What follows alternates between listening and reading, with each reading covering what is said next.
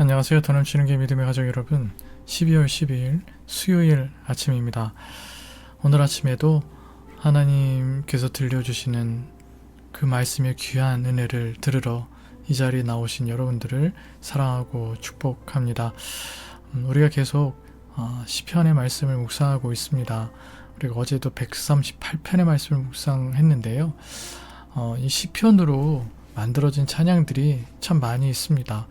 시편 자체가 시이고 찬양이니까 당연한 거기도 하겠죠. 어제 묵상했던 138편을 통해 우리가 또 옹기장의 찬양을 잠시 들으면서 찬양의 은혜를 나눴는데, 오늘 말씀도 오늘 말씀으로 만들어진 찬양들이 꽤 있거든요. 근데 그 중에서 시편 139편으로 만들어진 찬양 중에서 제가 가장 좋아하는 찬양이 송정미 님께서 부르신 내가 새벽 날개를 치며 라는 찬양입니다. 오늘도 어제처럼 이 찬양을 먼저 우리가 함께 나누면서 찬양의 은혜를 나누고 또 말씀의 은혜로 또 나아가 보도록 하겠습니다. 먼저 송정비님의 내가 새벽 날개를 치며 함께 찬양을 듣도록 하겠습니다.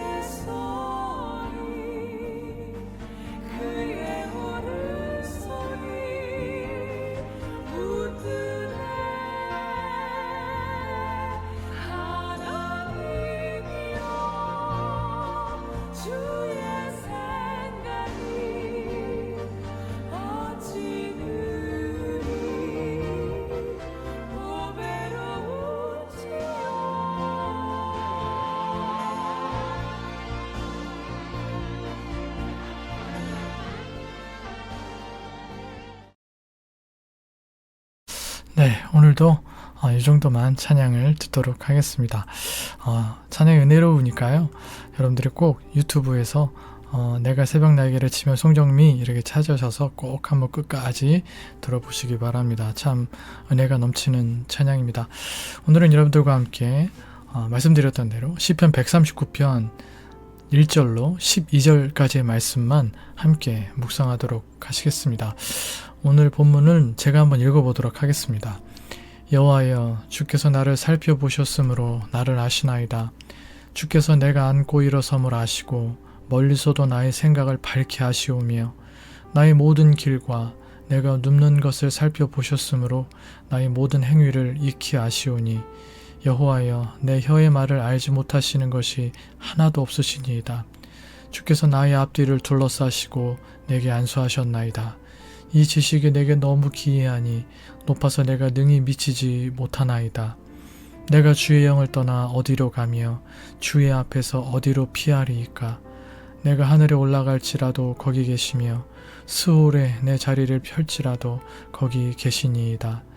내가 새벽 날개를 치며 바다 끝에 가서 거주할지라도 거기서도 주의 손이 나를 인도하시며 주의 오른손이 나를 붙드시리이다. 내가 혹시 말하기를 흑암이 반드시 나를 덮고 나를 두른 빛은 밤이 되리라 할지라도 주에게서는 흑암이 숨기지 못하며 밤이 낮과 같이 비추이나니 주에게는 흑암과 빛이 같음이니이다. 아멘. 오늘 이 시편 139편은 읽는 것만으로도 참 큰 은혜가 되는 말씀입니다. 제가 세번역 성경으로도 한번 본문의 말씀을 제가 읽어보도록 하겠습니다. 또 다른 의미 가운데 또 은혜를 나눌 수 있었으면 좋겠습니다. 주님께서 나를 샅샅이 살펴보셨으니 나를 환히 알고 계십니다. 내가 앉아있거나 서있거나 주님께서는 다 아십니다. 멀리서도 내 생각을 다 알고 계십니다. 내가 길을 가거나 누워있거나 주님께서는 다 살피고 계시니 내 모든 행실을 다 알고 계십니다. 내가 혀를 눌려 아무 말 하지 않아도 주님께서는 내가 하려는 말을 이미 다 알고 계십니다. 주님께서 나의 앞뒤를 두루 감싸주시고 내게 주님의 손을 얹어 주셨습니다. 이 깨달음이 내게는 너무 놀랍고 너무 높아서 내가 감히 측량할 수조차 없습니다. 내가 주님의 영을 피해서 어디로 가며 주님의 얼굴을 피해서 어디로 도망치겠습니까? 내가 하늘에 올라갈지라도 주님께서는 거기에 계시고 스올에다 자리를 펴더라도 주님은 거기에도 계십니다. 내가 저 동력 너머로 날아가거나 바다 끝 서쪽으로 가서 거기에 머무를지라도 거기에서도 주님의 손이 나를 인도하여 주시고 주님의 오른손이 나를 힘있게 붙들어 주십니다.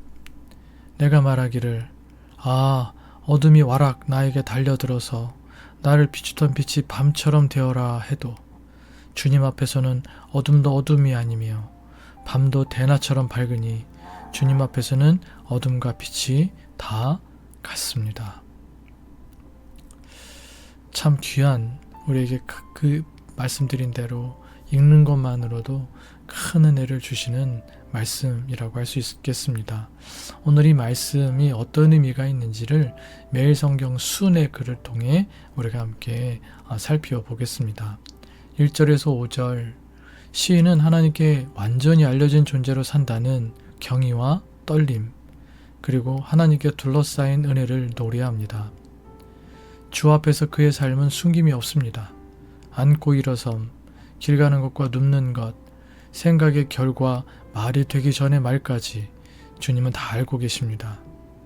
하나님은 시인을 앞뒤로 두루 감싸 보호하시고 손을 얹어 위로하십니다. 6절 그 지식은 너무 놀랍고 깊어 감히 헤아릴 수 없습니다. 7절에서 10절 이어 시인은 어디로 가도 하나님의 얼굴을 피할 수 없다고 고백합니다. 하늘에 올라가도 스올에 내려가도 새벽 날개를 타고 바다 끝에 숨어도 주님은 이미 그곳에 계시고 그를 인도하시고 붙드십니다. 11절 12절 주 앞에서는 어둠이 빛과 같아서 밤도 낮처럼 밝습니다. 하나님의 임재는 도망자를 쫓는 심판이 아니라 어둠 속에서도 함께 하시는 동행의 위로였습니다. 시인은 하나님께 알려졌기에 오히려 안전하다는 사실을 깨닫습니다. 이와 같은 내용이 오늘 본문의 말씀을 통해서 우리가 먼저 하나님은 어떤 분이신지를 살펴보며 함께 말씀의 은혜를 나누려고 합니다. 1절에서 4절 하나님은 자기 백성의 형편을 샅샅이 살피시며 모든 것을 환히 아시는 분이십니다. 내가 앉고 일어서는 것, 길을 가거나 자리에 눕는 것, 소소한 언행이나 마음속 숨은 동기까지도 하나님은 다 아십니다.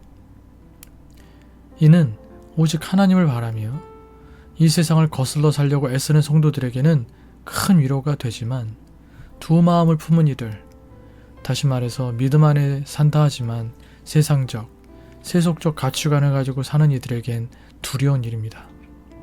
하나님께서 모든 것을 그 마음속 동기까지 속속들이 다 아시기 때문입니다.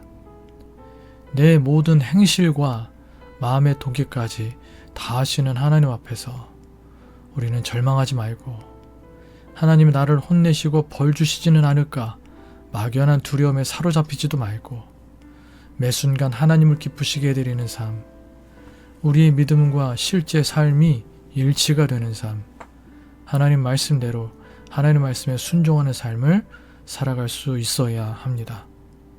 하나님이 나를 벌 주실 거에 대해 묶여서 우리가 그저 죄 안 짓고만 살려고 하는 그런 소극적인 삶이 아니라 어떻게 하면 하나님을 더 기쁘시게 해드릴까?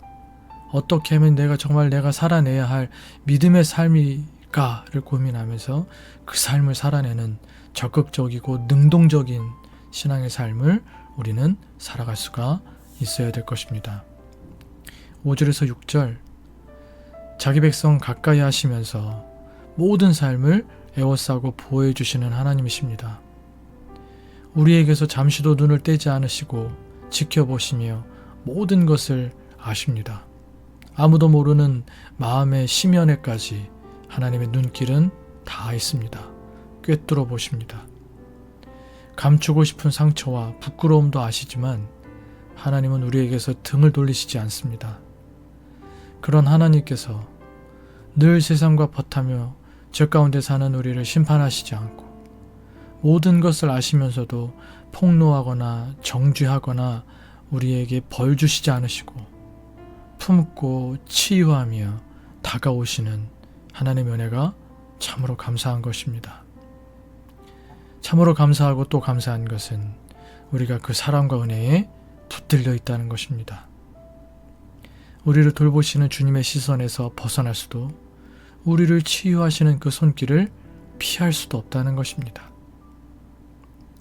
하나님은 나의 어제와 오늘 그리고 아직 오지 않은 내일까지 알고 계시며 그 지식 속에서 그 아심 속에서 우리를 인도하십니다. 우리가 주님 앞에 숨길 수 있는 구석이 없지만 그 사실이 오히려 위로와 안전이 됩니다. 헤세드와 에메트, 그 변치 않으시는 인자하심으로 지금까지 지켜주시는 은혜, 또 앞으로도 지켜주실 은혜가 그저 놀랍고 감사하기만 합니다. 이 시간 그렇게 우리를 향해 그 눈동자를 떼지 않으시고 늘 우리를 품으시고 치유하시려고 다가오시는 늘 함께 해주시는 하나님 앞에 우리의 귀한 감사와 뜨거운 사랑을, 가득한 사랑을 올려드리며 나아갈 수 있는 이 아침 되실 수 있었으면 좋겠습니다. 7절에서 10절, 하나님은 내가 어디에 있든지 거기 계십니다. 북적이는 거리 한복판에서도 홀로 있는 어두운 방에서도 하나님의 시선은 우리를 놓치지 않으시고 우리와 나와 함께 계십니다. 시인은 질문합니다. 7절, 내가 주의 영을 떠나 어디로 가며 주의 앞에서 어디로 피하리이까? 자신이 어디로 가든 하나님으로부터 피할 수 있는 곳이 없다. 즉 하나님께서 공간과 거리를 초월해서 자신과 함께 계신다라는 것을 시인은 압니다. 피하리이까? 라는 건 이미 알고 있으면서 정말 하나님의 놀라운 은혜에 감사하며 이런 걸 수사적 질문이라고 하는데 이렇게 질문을 통해 하나님의 크신 은혜를 드러내는 것입니다. 다 알고 있다는 것이죠. 하늘에 올라가도 스올로 내려가도 새벽 날개를 치며 바다 끝으로 날아가도 하나님을 피할 수 없습니다. 하나님께서 계시지 않은 곳이 없기 때문입니다. 무소부지하신 하나님이시기 때문입니다.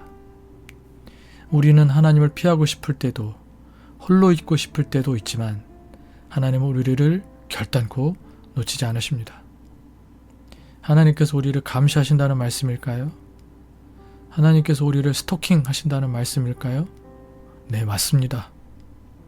하나님은 우리를 보호하시고 우리를 안전케 하시기 위하여서 우리를 향하신 그 시선을 떼지 않으십니다. 감찰하시는 하나님이십니다. 또 하나님은 우리에게서 떠나지 않으십니다. 항상 우리 뒤에, 우리 곁에 함께 하십니다.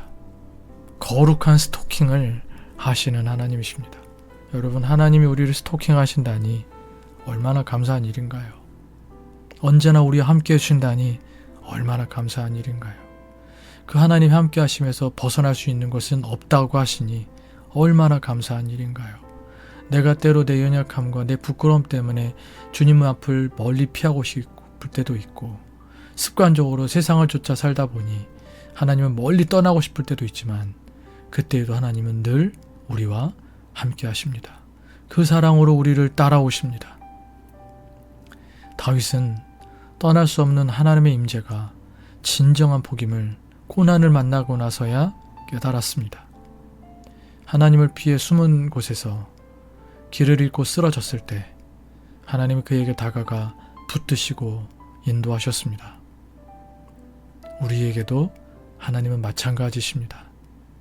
하나님의 자녀에게 하나님의 임재는 감시가 아니라 가장 든든한 동행입니다. 그러므로 혼자라고 느껴질 때 잠잠히 주님의 이름을 불러보십시오. 주님의 임재가 따스한 온기로 다가올 것입니다. 여러분을 덮어주실 것입니다. 가장 필요한 순간, 가장 정확한 방법으로 우리에게 하나님 자신을 드러내실 것입니다. 11절 12절 사람은 어둠 속에 숨으려 하지만 하나님 앞에서는 어둠도 빛과 같습니다. 가장 깊은 밤, 가장 두려운 상황에서도 하나님은 그곳을 환히 비추십니다. 그러므로 믿음의 사람은 어둠을 핑계로 멈추지 않고 그 속에서도 하나님의 빛을 기대하며 걸어가야 합니다. 우리에게 필요한 건 어둠이 사라지는 게 아닙니다. 그 어둠 속에서 하나님께서 빛 되심을 신뢰하고 의지하는 것입니다. 그 빛은 우리의 상황을 즉시 바꾸지 않아도 등불처럼 우리의 발걸음을 안전하게 인도하십니다. 요한복음 8장 12절 예수께서 또 말씀하여 이르시되 나는 세상의 빛이니 나를 따르는 자는 어둠에 다니지 아니하고 생명의 빛을 얻으리라. 나를 따르는 자는 어둠에 다니지 아니하고 생명의 빛을 얻으리라. 하나님의 빛이 있기에 두려움과 혼란의 칠흑 같은 어둠 속에서도 역경과 시련의 폭풍 속에서도 우리는 실족하지 않고 그 생명의 빛을 바라보며 그 모든 어둠의 터널을 건너가게 될 줄 믿습니다. 그렇게 우리와 늘 함께 하시며 우리에게 빛 비추어 주시는 하나님의 그 따뜻한 사랑이 따사로운 빛이 오늘 여러분의 마음과 삶 가운데 찬란하게 비추이게 되기를 주님의 이름으로 축복해 드리겠습니다. 함께 기도하겠습니다. 기도하실 때 오늘 말씀을 기억하시면서 하나님의 이 귀하신 은혜 앞에 감사하시고 우리가 늘 하나님 앞에 있음을 잊지 마시고 우리가 심지어는 하나님으로부터 도망가려고 해도 정말 어디로 저 땅끝으로 숨으려 해도 하나님은 언제나 우리를 따르시며 우리 곁에 계시며 우리를 돌보시고 보호해 주신 하나님이심을 여러분 믿고 절대로 주님을 떠나려는 시도를 다시 하시지 말고 평생 주님 곁에 살기를 다시 한번 다짐하시고 그 은혜에 감사하며 기도하실 수 있는 이 아침 되실 수 있기를 바라겠습니다. 계속해서 교회를 위해서 우리 믿음의 가족들 서로를 위하여서 부족한 저를 위해서 여러분들의 개인적인 기도 제목들 위해서 기도하시다가 또 자유롭게 일상을 시작하실 수 있는 이 아침 되시기를 바라겠습니다. 함께 기도하시겠습니다.